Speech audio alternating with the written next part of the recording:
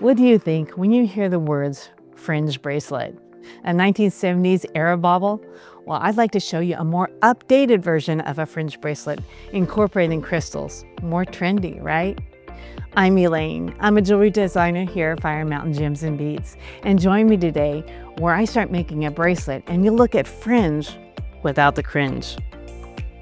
Get our email newsletter for beading news, sale announcements, new product announcements, and more. Link is in the description below.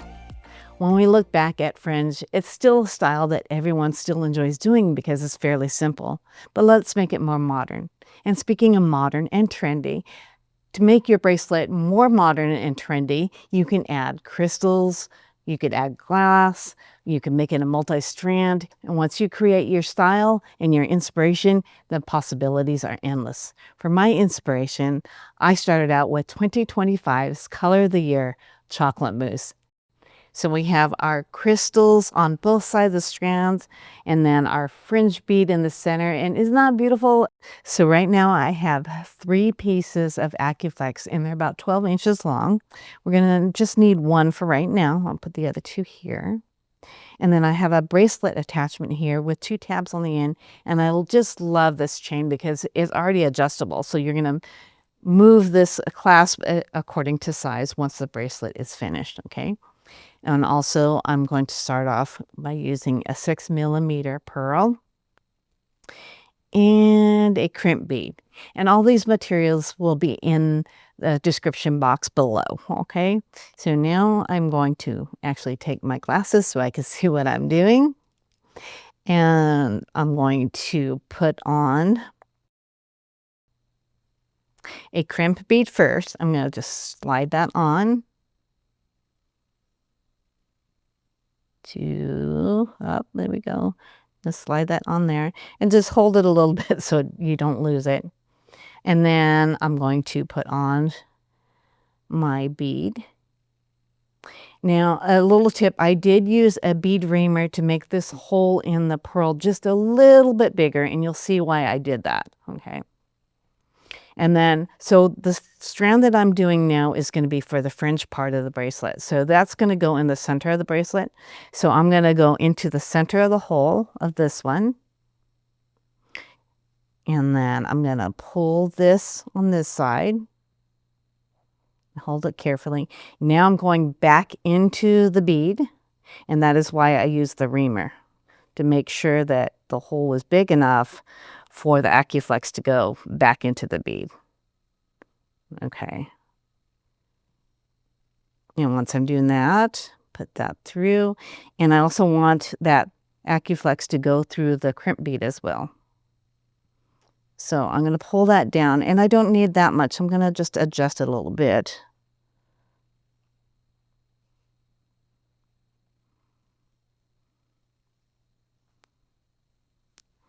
Just there we go. Okay. So there you have. So now you see that there's the crimp bead, the pearl, and it went through that loop. Okay. So now we're going to take the crimping pliers and we're going to just close that off really tight. Okay. Make sure it has a nice closure on there. Then I'm going to take a crimp cover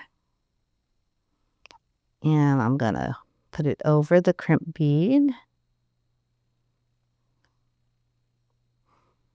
And then I'm going to take my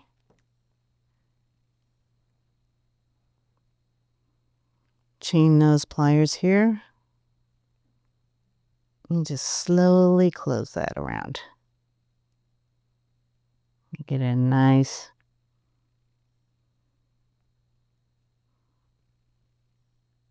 even close.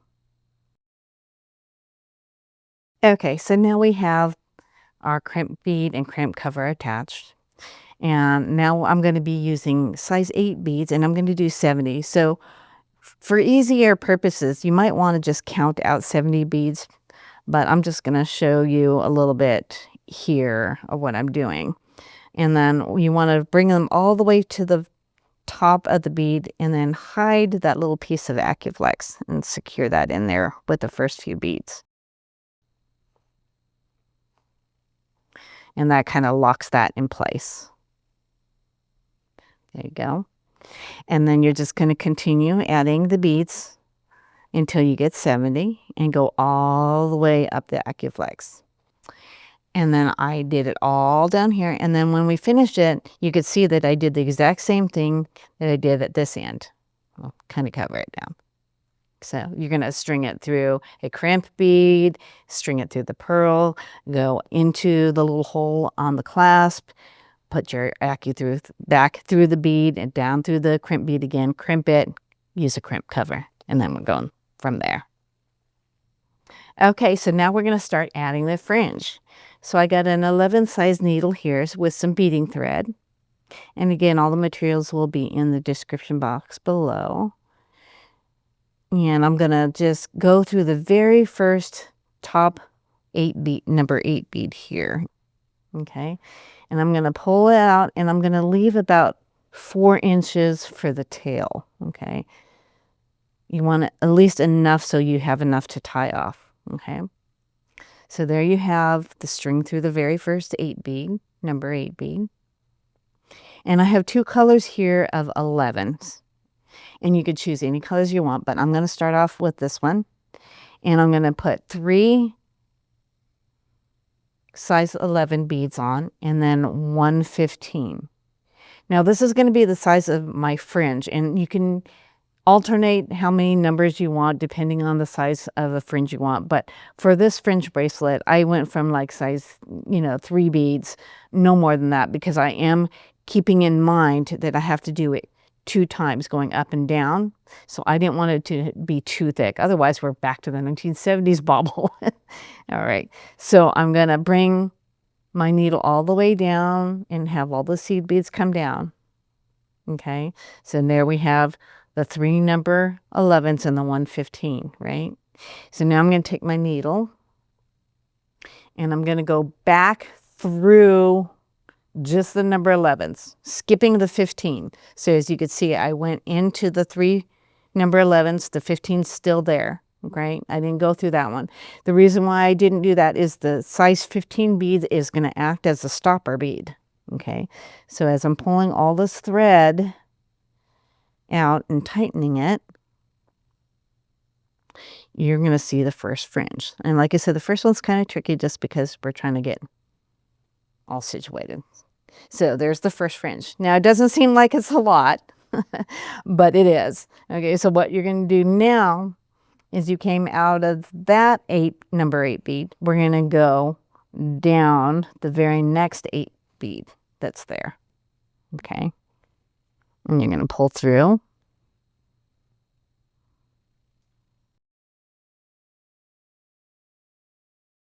And we have just a whole bunch of videos for your convenience if you want to go back and research the fringe. Now I'm going to go ahead and take an alternate color. And again, this is just by your preference. Okay, so again, 3 number 11s and then 1 15. And I'm going to bring all those beads down, take the needle, go through the 3 number 15s, or the 3 number 11s, I'm sorry, leaving the 15 there as the stopper bead. Okay, looks like I got another brown one in there, but that's okay. You guys get the idea. And then pull it tight. And then we're going to go through the very next 8 bead.